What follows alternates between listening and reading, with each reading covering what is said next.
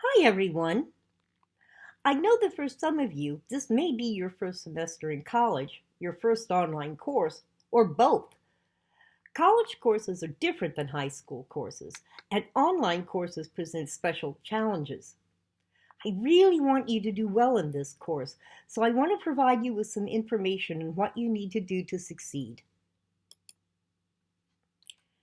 You may not have found it necessary to take notes in high school, but in college it is absolutely essential. In fact, if you're not taking notes in this video, pause it and gather the materials you need to do so right now. As we'll discuss, there are many advantages to taking notes. One advantage is that there is a proven link between writing and memory and learning. Oh, by the way, this link between writing and learning is why professors assign research papers. Now, I know it doesn't seem like it to students, but a prof that assigns a research paper is doing you a big favor, and he or she is very interested in your learning and providing you with a wonderful opportunity. You don't write papers for professors. You write them for your own learning. We assign papers because we want students to learn as much and as well as possible. Lord knows college costs enough, so we want students to get the biggest bang for the buck that we can provide. As you know, high school courses last a full academic year, but college courses last only one semester and sometimes less. But in most courses, we cover much more material in one semester than teachers do in high school classes. Because we cover so much in such a short period of time, we don't have as much time to repeat information and review. Most information is provided only once, and students are expected to know everything in assigned materials and everything said in classes or videos. The only way to learn everything is to take notes and review your notes often. Taking notes is very important in English 100. Yes, one advantage to online courses is that all material for the course is available throughout the semester, either through the Canvas website or through Canvas email. But we cover a great deal of material in this course because this course begins with fairly basic information and progresses all the way through the materials taught in English 101 to prepare you to write research papers for other courses. There are so many textbook chapters, handouts, videos, and emails that it's easy to forget where to find specific information.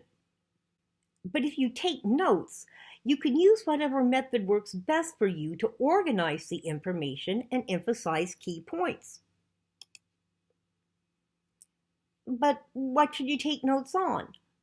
Well, pretty much everything. In on-campus courses, you absolutely must take notes on all lectures and class presentations of any sort, including movies, documentaries, and class discussion. But because college courses cover so much material in such a short time, virtually everything that is said and done in class is important and students are expected to learn all of it. In online courses, make sure to take notes on all videos and discussion board posts because those, in part, replace what we do in the classroom on campus. You also need to take notes on or highlight and annotate all print materials. That includes chapters from textbooks, and in online courses, it also includes handouts, web pages, and emails, because those materials are the course in online courses. Now, just taking notes helps, but to really succeed, you need to organize your notes in a way that works for you and then review them often. When should you review? Well, first you need to review your notes immediately after engaging with the material, whether that's right after a class session or video or right after studying written material. Fill in any blanks in your notes and make note of any questions that you have. You also need to review all notes pertaining to an assignment before submitting it, and of course you want to review all notes before taking an exam or completing major assignments, such as the papers for English 100. The definition of study from the New Oxford American Dictionary indicates that materials need to be investigated in depth and in detail.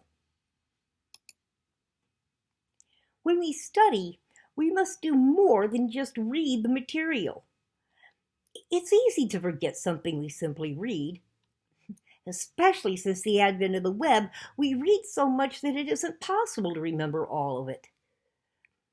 When we read, the memory is temporarily stored in short-term memory. But when we need to actually learn something that we will need to remember for a long time, we need our brains to store it in long-term memory. We need to investigate the material, not simply read it.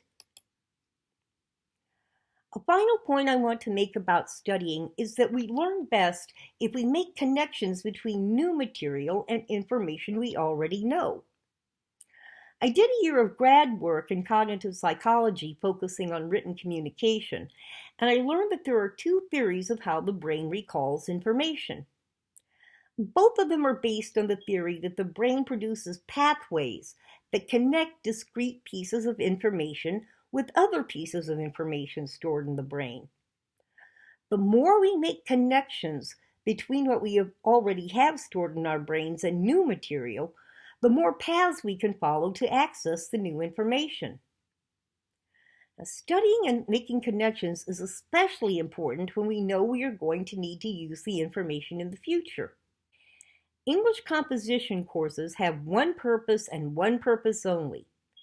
They teach students what they need to know in other college courses. If students never had to write papers in other courses, composition courses wouldn't even exist, much less be required for every degree-seeking student in the country. But students do have to write papers in other courses, many, many papers. The profs of the courses that assign papers will not teach you how to conduct library research, develop ideas, organize information, use good grammar and wording, or document sources to avoid plagiarism. But they will grade those aspects of the paper because they will have expected you to learn those skills in this course.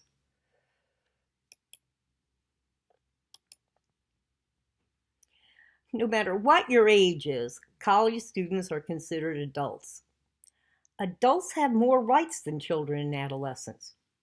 We have the right to decide how we will use our time, what we want to learn and experience, and where we want to go in our lives. But rights are always associated with responsibilities. We must take responsibility for the choices we make and how we use our time. We must take responsibility for the choices we make and what we want to learn and experience. We are also responsible for choosing where we want to go in our lives and completing all the necessary steps to reach our destinations. One responsibility we all must tackle, and that is very important for students, is the responsibility to manage our time wisely so we can do what we need to do to meet our goals in life. Now, I know that the college life is not all road trips and keg parties, no matter how it's depicted in movies and on TV. It's a lot of hard, time-consuming work, and we must plan and schedule the time we need to do that work. Time management doesn't happen by accident. We have to sit down every week and every morning, list what we need to accomplish, and schedule time to accomplish it. And there are two major obstacles that can prevent us from reaching our goals. One is procrastination. It's human nature to put off anything we find unpleasant, and no one likes to write papers for courses. But take it from someone who spent over 20 years as a student and learned the hard way.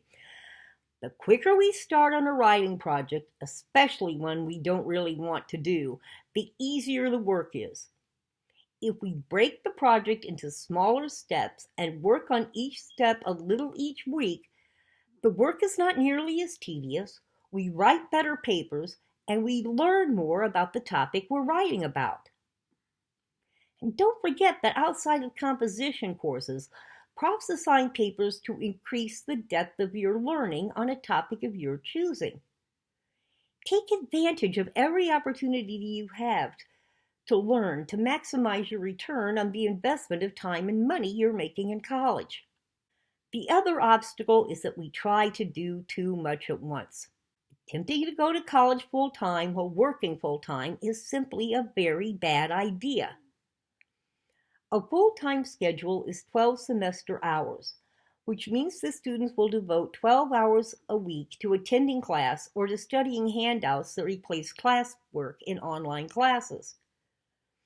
On top of that, students should expect to devote at least 2 hours a week to working outside of class for every hour spent in the classroom, or, in the case of online courses, 2 hours for every hour spent on simply completing the initial read-throughs of handouts and initial viewing of videos. That means full-time students enrolled in 12 credit hours of courses should spend at least 24 hours a week on work outside the classroom or the virtual classroom. 12 hours in class plus 24 hours of outside work is 36 hours a week, and that's a full-time job. Don't take on more courses than you have time to complete work for. Yes, you're busy. I understand that. We're all busy. But when we choose to take classes, we choose to accept the associated responsibility to manage our time so we can complete the work required by those classes. We're also each responsible for discovering and using the study skills that lead us to the greatest success. Now, while what works best varies to some degree, there are some aspects that are true across the board. You need to set aside specific time and find a good place to study that is free of distractions. You cannot study and learn anything from it while you're driving a car, riding a bus, watching TV, or engaging with others on material not related to what you're studying. You also can't wait until the night before an assignment is due to begin working on it. Not if you want to pass, and especially not if you want to learn. But you aren't expected to do everything on your own. One thing the CSN really excels at is providing academic support for students. CSN offers tutors in essentially every course that you can work with for free by contacting the advising and coaching office on the campus nearest you.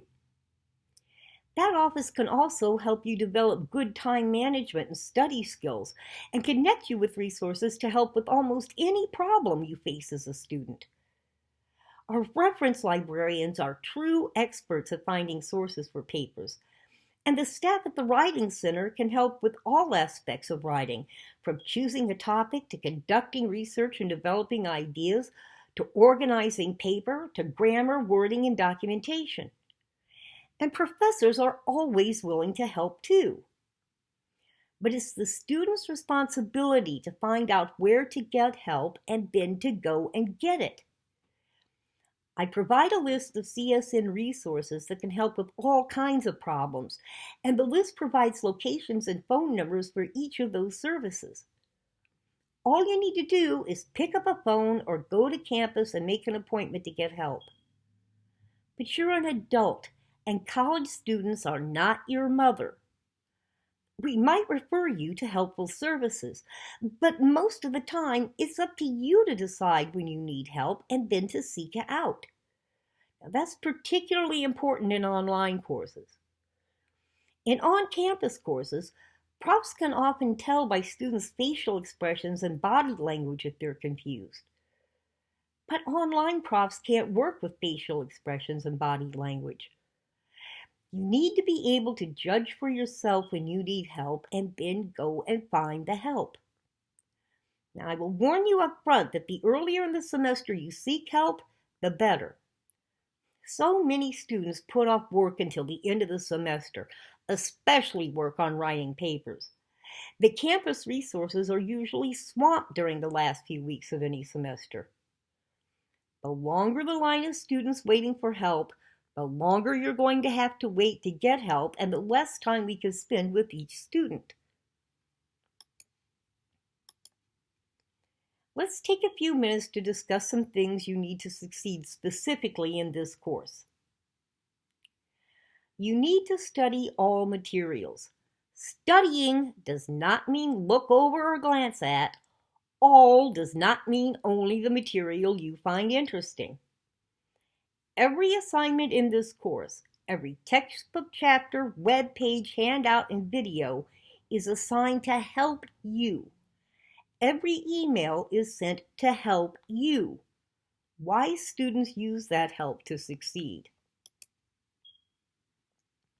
Now, I haven't read any research on this, but common sense and my own habits have led me to believe that the way we interact with web pages and emails in our daily life aren't the way we need to work with them in college courses. If you're like me, you scan or skim websites and emails. Most websites are at least 50% marketing garbage trying to sell us something or other fluff that we don't need, so we can get away with just skimming them. Most emails also can be quickly skimmed and still give us the information that we need from that email. That's not true of course materials provided through the internet. Yes, it's still the internet, but that's about all course materials and general web pages and emails have in common. It takes practice, but we must teach ourselves to study materials for online courses differently than we read other web-based materials. Nothing in assigned materials and emails is fluff. I have too much respect for students to waste their time by forcing them to read something they don't need. If I assign the materials or email you information, I expect you to study it, learn it, and apply it to your work. If you find it easier to study print materials, print everything out. Do whatever you need to do to make sure that you know all material presented in this course, and that includes comments on returned graded work and all emails. You need to use either a desktop or laptop computer to work with materials for this course.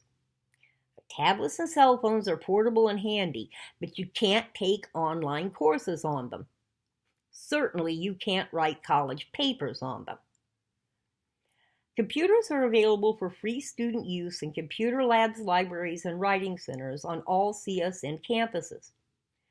Computer labs are equipped with both Macintosh and Windows-based computers, and lab techs can help you with computer needs. You can call 702-651-HELP 24 hours a day, 7 days a week for help with technology. Make sure you have access to a desktop or laptop computer and know how to use it for this course. I'm in your corner and I want to help you any way that I can.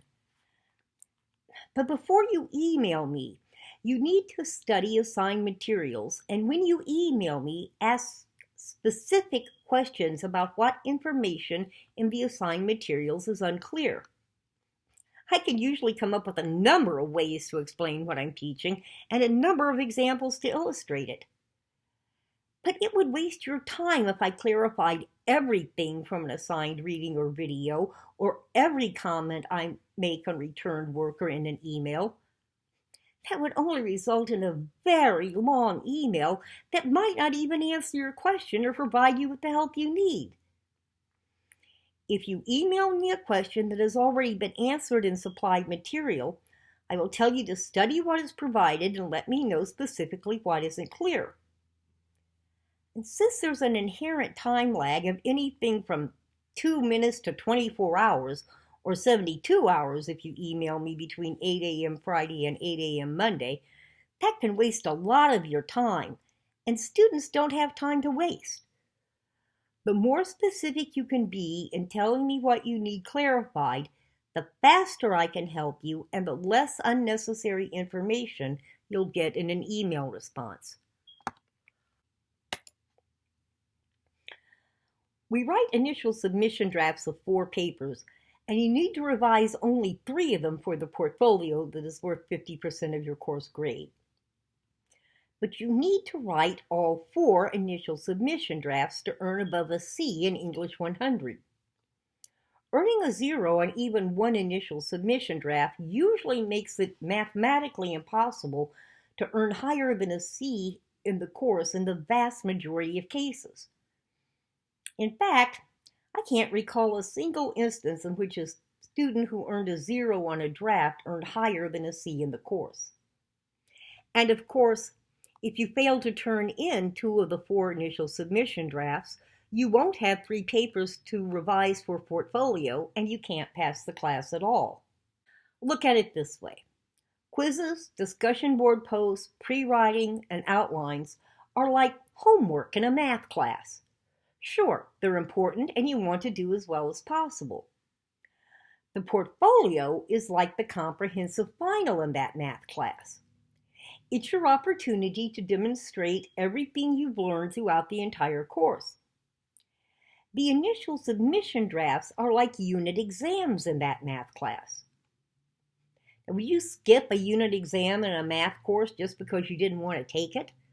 Of course you wouldn't. Well, initial submission drafts are exactly the same thing. They give you a chance to demonstrate that you learned everything taught in the unit connected to that paper assignment, as well as everything learned in all units leading up to that paper assignment. Make sure every initial submission draft meets requirements specified on assignment sheets and is submitted by the deadline, just as you would make sure that you showed up on exam day and did all the problems right in a math exam. Now, I don't accept late work, period. Unless you personally are in the hospital or in jail, or face some extraordinary circumstance that is completely beyond your control, I will not accept anything after the deadline. Your work schedule or computer problems are not extraordinary circumstances. Everything you need for this entire course is available the first day of class, so you can work ahead to avoid problems resulting from changes in your work schedule. You'll also notice that all work is due at 9 a.m. Monday morning. That's exactly 9 a.m. At 9 a.m., quizzes and drop boxes lock down so you can't submit work. Plan on getting everything done by 8:30 a.m. Monday. In fact, plan on getting everything done by 11:59 p.m. Sunday night. Most online courses have 11:59 p.m. deadlines. I give students until 9 a.m. Monday because computers become available on all CSN campuses at 8 a.m. Monday. If you have tech problems on Sunday, that gives you a chance to get to a computer on campus Monday morning and submit work. I've built 9 extra hours into the deadline to give you time to make arrangements if your computer crashes as late as Sunday, and that's plenty of time. Don't expect to be given more time because of computer problems. Now, I provide very detailed, extensive assignment sheets for each paper. Those assignment sheets tell you exactly what I expect to see in your papers, and yes, I expect to see it. You will first be assigned to study the assignment sheet for each initial submission draft when we begin working on the paper. It's important to study it closely at that point so that you will understand how materials we study in that unit need to be demonstrated in the assigned paper. You also will be assigned to study it the week that the initial submission draft is due, and you are expected to compare your paper to the information on the assignment sheet before submitting it. Make sure to manage your time so that you have time to compare your work to assignment sheets before submitting the work. No, I don't expect perfection. You're learning. But grades are based on the demonstration that you have learned and can apply materials in this course, given the knowledge that you're new to college writing. I Don't expect the information in assignment sheets to be ignored, and neither will any other professor you work with in your college career. Instructions are provided to help students succeed, and following instructions is important. Let me repeat that. Following instructions is important. Always study all assignment sheets and instructions provided by your professor, and always ask for clarification if you're not sure what an instruction means. In this course, failing to follow instructions on assignment sheets, each of which will be assigned to study twice, will have a serious effect on your grade in this course. You can't glance at an assignment sheet once and expect to do well. You need to work closely with those assignment sheets and check your papers against them before submitting the papers. Well, I think that provides you with some information that I hope can help you succeed in this course and in other courses as you progress through college. If you have any questions in this video or anything connected to this course, all you need to do is email me through Canvas. I'm always happy to help any way that I can. Remember, you can get the most useful help and save yourself a lot of time if you're as specific as you can be about what you need help with. And I really do know that students have too much to do to have any time to waste. We'll talk again soon. Until we do, work hard, but also find some time to relax and enjoy yourself, because that's really important too.